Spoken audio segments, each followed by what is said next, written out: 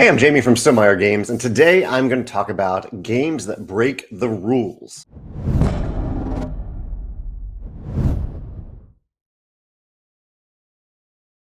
This will make a lot more sense in a second when I get to the examples, but the idea is that there are certain things that are seen as standard practices among game design, and yet there are some amazing games, in my opinion, that break those rules of game design. Some in little ways, some in pretty big ways. And yeah, let's just jump right in and see first what our panelists think about this topic. So our heavy gamer panelist, Kari, says that obsession was her pick. She says being able to buy a worker back sooner using reputation gives you a chance to skirt a waiting system that worker placement typically does not allow. So in worker placement, typically you put out a worker and then at a certain time you are allowed to take that worker back. Whereas in obsession, it gives you a way to buy that worker back, to get them back sooner. That's a good example of the type of thing I'll be talking about today at various levels, though. This is like a part of worker placement, kind of a worker placement standard that breaks that rule, but there will be a lot of other, even more extreme examples. Our solo gamer, Aryn, mentions the game Too Many Bones. Aryn says, during combat, you roll dice for attacks, skills, and defense. Each die has varying chances of being bones, which is a miss. Typically, that would be a bad thing in a game. But in Too Many Bones, you slot any rolled bones into a track that can be spent later to activate powerful actions. So it turns a bad thing into a good thing. I love this. Aryn says, thus turning a miss into a potential boon. I have many a time rolled dice purposely to roll bones in order to get these boons. As an added incentive, the only way to unlock your character's ultimate skill is to spend 6 bones during one combat engagement. A feat I've only been able to pull off a handful of times. That's really cool. I love that twist that you're taking a bad thing in the game, a miss, and turning it into a good thing that takes a little bit more time, but it turns into a really, really great thing. And last, family gamer panelist Skylar picked Earth. Skylar says that this game doesn't limit the number of cards in your hand. It can be a lot to balance, but makes for very fun, memorable moments when you get it to all work together. And I agree. I think this is really clever. A lot of games have a hand limit. Games, especially where you part of the game is playing the cards, there's a limit to the number of cards that you can have in your hand. And Earth says, no limit. You can have a ton of cards in hand. And oftentimes that actually is the case in Earth, where you can accumulate a ton of cards. And not only that, but the game sometimes encourages it by making the cost on all the cards other cards. So you have to discard cards. We do this a little bit in Finspan too. No hand limit. You're paying cards to play cards. But in Earth, I would say they take it to an extreme compared to Finspan. So I'm not going to show you all 30 games on the screen here because it would be a lot, but I am going to show you some of them as I'm talking through other games. And I'll go through these pretty fast, just kind of highlighting the way that these games break the rules. So first up, I have Scythe. And again, these are in no particular order. In Scythe, the twist in the game, or one of the twists, is that all resources are kept on the map. You can kind of see this here. Here are resource tokens, and they are kept on the map. So instead of having your resources in your own little personal supply, they are stored on the map, giving you a sense of space and place. And I want to protect these resources. I better spend these resources quickly before someone else gets to them. I think that is, I don't know. I was really happy with this little twist to have resources associated with where they're produced on the map, and then you can move them around with your various units. So resources are kept on the map inside instead of in your own little personal supply. Next up, we have Hanabi. And again, I'm not going to be showing, I'll keep a Scythe on the screen here just so you have something to look at. But talking about the game Hanabi. In Hanabi, you can't see your own cards. This is a huge twist. Normally in games where you have a hand of cards, you can see what's on those cards. In Hanabi, the cards are facing away from you, creating this nice deduction puzzle, cooperative deduction puzzle. You can't see your own cards in Hanabi. And I will say with this, there are, for any of these are either the originator of the idea or maybe the best known game with this idea, but there are many other games that have taken these ideas and run with them. And that is part of the reason I'm making this video, that you can look at these examples and say, oh, I want to break that rule too in my game and add this as one of the twists in my game. In Hanabi, some other games have done the same thing where you can't see your own cards in hand. Next up, we have The Crew. The Crew, just in general, took this trick-taking genre. And in trick-taking, it is almost always either competitive or team-based. And The Crew made it cooperative. Similar to what The Gang did and made poker, which is a competitive game, they made poker a cooperative game. So I really like that these games take these classic games that are almost always competitive, and they make them, the twist on them is that they make them cooperative. Raiders of the North Sea. In Raiders of the North Sea, Your workers are my workers. There are just workers on the board, and on my turn, I am picking up a worker and putting down a worker, and I'm getting benefits for both. But the workers are never in my personal supply. They're always, well, actually, that might not entirely be true, but for the most part, the workers are, because you are pulling a worker back and then putting a worker down. But all of the workers on the board are anyone's to pick up or put down. So the workers on the board aren't anyone's player color. They are just different colors of workers that mean different things. That's Raiders of the North Sea. In the Reckoners, there are no turns or turn orders. And there's actually quite a few cooperative games at this point where this is the case, where players don't take individual turns. You are just doing the things that you can do as much as you can simultaneously with all other players. And this goes above and beyond just the idea of simultaneous play, because it isn't like everyone's taking one turn simultaneously and then everyone takes another turn simultaneously. In the Reckoners, you were just doing a bunch of stuff simultaneously, not even in real time, because there's no timer to it. You were just doing it with the other players. And I think this adds to a strong sense of cooperation in the game. You really have to collaborate and cooperate with the other players as to what they're doing. In the order of what's happening can matter a little bit. But yeah, I think the Reckoners is a great example of a game with no turns or turn order. Let's go to another visual example here. Risk Legacy.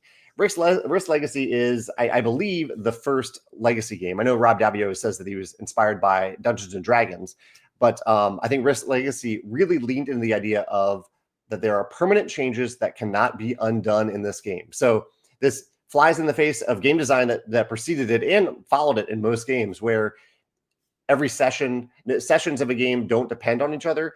And just to add an added layer to the campaign game format, where the decisions that you made in a previous game permanently change the game in ways that cannot be undone for future games. And permanent means permanent. You are tearing up cards. You are writing on the board. Yeah, I think that really flips this game design standard practice of games not changing on its head. Rising Sun. In Rising Sun, multiple players can win together. So there are I actually have a video about competitive games where there can be multiple winners. In Rising Sun, there's a specific mechanism in the game where you can kind of merge two players together and they become, in essence, one player in the game, even though they're still controlling their own different units. I think this is a really interesting design space to play around, because there are not many games competitive games where multiple players can actually win the game together. Between Two Cities, a game from Stonemaier Games. This and Between Two Castles offer partnership in a competitive game. So this is a little bit similar to Rising Sun, but in a very different mechanism and thematically. So this is in Between Two Cities. I have two cities, one on either side of me, and I am sharing those cities with my neighbors. We are trying to make those cities as good as possible. But my job is to not only just make them as good as possible, but also to balance them, because at the end of the game, I only get to score my lowest scoring of the two cities. So if I go all in on one city, that means that the other city is going to suffer, and that I'm going to end up scoring the lower scoring of the two cities. So I love this idea of having partnership. I'm collaborating with two other people in the game, but in a competitive game where there is only one winner. That's Between Two Cities. In the games Skull and Ra, there's kind of a standard rule of game design that you don't have player elimination. That is typically seen as a bad thing. But in Skull and Ra, player elimination is, I'm sorry. I don't know why I have Ra in here. Oh, no, I do. Okay, I have it for a reason. So in Skull, there's outright player elimination. I can eliminate you from the game so that I can be the last person standing. I think this can work in shorter games. I don't think it works as well in longer games. Ra is a little bit of a longer game, but the way that Ra does player elimination is on a round-by-round basis. So you can get essentially, you can eliminate yourself from a round of Ra by spending all your bidding tokens. And at that point, you are out of the round. You can no longer continue in that round. But in the next round, you're back in. You're back in. So I think this is actually a really clever twist on the idea of player elimination, that it is partially self-selected and that you're back in the next round. So even though you could be temporarily eliminated, you aren't completely out of the game. It's a little bit of a stretch maybe to call Ra a player elimination game, but someone mentioned that and I thought that was a neat idea, a neat way to phrase it. In the category of a game that I haven't played is a game called Don't Get Got. I haven't played Don't Get Got, but apparently this is a game where you actually move seats during the game. That's kind of a standard thing in games. You sit down at the table, you will sit there in that same place for the entire game and don't get got. Apparently, that isn't the case. You actively get up and move around the table and get a different seat at different points in the game. I think that's an interesting twist. Here's another one, visual image here, Forest Shuffle. So in Forest Shuffle, there are more than one card on each card. This is something that I've highlighted on various videos, but you can see here, this card is divided in two halves. And the way that you play this card is, it really is essentially two cards in one. And you'll choose one side to play, you'll pay the cost, and you'll slot it under a tree in your habitat, covering up the other side. So if I choose to play this, I think this is a badger. If I play the badger, I would slide it from left to right under a forest card so that, this side of the card is covered up. I think this is a really, really cool twist, especially in Forest Shuffle, because it essentially it doubles the number of cards in the game without actually doubling the number of cards that you need to shuffle. And with any given card, you have a great choice. You aren't limited to one thing on that card. It's kind of a twist on multi-use cards, but literally it combines two cards, either side to side or top to bottom within each individual card. That's Forest Shuffle. Back to worker placement for a second. Architects of the West Kingdom. In this game, typically in worker placement games, you are acquiring more workers as you play. But in Architects of the West Kingdom, the twist on it is that you start with all of your workers. You start with a ton of workers in Architects of the West Kingdom, and you use them to play. You place these workers during the game to gain increasing benefits. I think that's a great twist. In fact, Shem Phillips in general has a lot of great twists. I mentioned Raiders of the North Sea earlier. He does a lot of really cool things with worker placements. But I love the idea of asking a question in the game, like, oh, why in worker placement games do you not start with, do you have to gain more workers? Why not do the opposite of that? You start with all of your workers, and what does that mean for the game design? Architects of the West Kingdom does that. In the game Cat in the Box, it is a trick-taking game where the cards in the game don't have suits until you play those cards. So when I play a card in Cat in the Box, that is the moment in which I say, okay, this is actually a red card. I'm saying that this is a red card, and it just is. And you keep track of that on a little board on the table. I think that is such a clever twist in the game. There's also games like Crits and Tricks, which, as I record this, is on Kickstarter, where the cards that you're playing into the tricks don't have numbers on them until you define those numbers based on a die that you associate with that card. I think these are both different twists on the trick-taking genre. In the game Finspan, the newest game from Stonemaier Games, I have a copy next to me here. There are two little twists in it. One, your hand of cards is face up by design. The hand of cards that you have in Finspan is kept face up on the table. In fact, I do this in Expeditions too.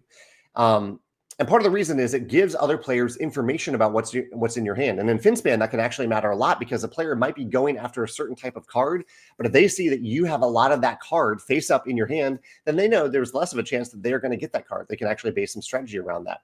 Also in Finspan, one of the main reasons we did this is that the cards in Finspan are horizontal, not vertical.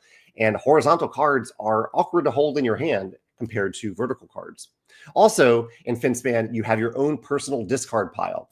So this is a little bit of a twist compared to games like Forest Shuffle. And I mentioned one game earlier where, Earth. In those games, there is a shared discard pile. So if you spend cards to play a card, it goes into that shared discard pile. In Finspan, it goes into your own personal discard pile, giving you less loss aversion when you decide to discard a card, because you know that there are certain times in the game where you can get those cards back from your personal discard pile. I will say, as I was writing this up, that I realized that Magic the Gathering kind of has done this for many years in terms of the Magic the Gathering graveyard. That is your own personal discard pile in Magic the Gathering. Two games where you have a hand of cards where you can't rearrange those cards in your hand, Bonanza and Scout. So in most games, you have a hand of cards, you can sort them as however you want.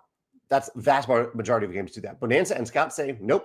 You have to keep these cards in the same order that you selected. And Scout adds a nice little twist to that, which is that you can, at the beginning of the game, when you get that hand of cards, you can actually flip it over, flip it upside down, which actually does change the order of the cards in your hand.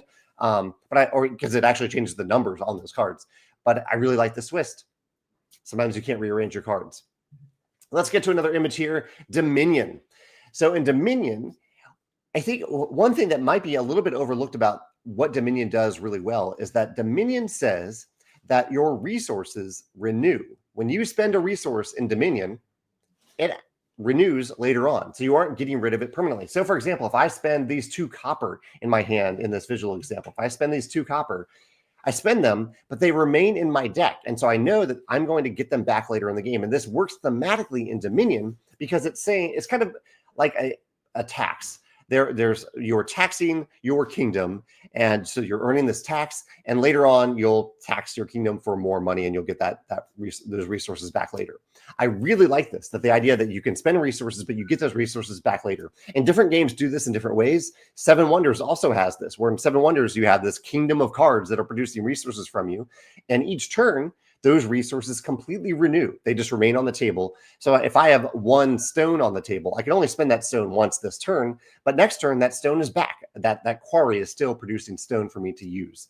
One important thing to keep in mind, though, I think about deck building is, and I think one of the reasons I say that people might forget about this is that deck building, this idea of resources renewing in deck building has sometimes does not make all that much thematic sense. And so you have games, deck building games, where you have like a sword, and that sword, you use it, and for some reason that sword then goes away for a while. That doesn't make as much thematic sense. For a person, it might make sense for a person. You might be sending a person off to do a task, so that person is leaving your hand for a while and then coming back to your hand. That makes sense. But I highly recommend, if you're making a deck building game, think about the theme. Think about why this resource is renewing and why it isn't constant, and have a reasonable answer for that question. Next up, Gloom and Mystic Veil. These are games that have clear cards. So instead of having cards that you can't see through, these games have cards that you can see through. And Mystic Veil does something really cool with the cards, where you can actually layer on, you put these cards in sleeves, and you can add more and more things to the sleeves, changing not permanently changing, but changing the cards for the rest of the game. The designer of Mystic Veil, John DeClaire, has done this with other games as well, including Dead Reckoning. I think is a really clever implementation of the use of clear sleeved cards. Speaking of cards, So Clover is a game where the cards have holes in them. The cards have holes right in the middle of them. Now, in So Clover, this is a functional thing for the cards to do, because you're sliding them into your plastic clover. There's another game that I could not remember for this list, but there's another game where there's a reason that you need to see through the hole on the card. I can't remember the name of the game. If you can remember it, put it in the comments below. But the idea that cards can sometimes have holes in them or be clear, I think these are neat twists on game design. Shadows over Camelot. This is a cooperative game with a trader, and I believe it is the first cooperative game that added a trader element, where you think you're playing cooperatively, but sometimes you aren't actually doing that. There's someone in your midst, a trader in your midst, who is trying to win on their own conditions instead of the cooperative condition. So I think this is Shadows over Camelot. Surely, it definitely is not the only game with trader mechanisms. There are many other games that have taken this mechanism and put their own spin on it, but I think it might be the first to add a trader mechanism to a cooperative game.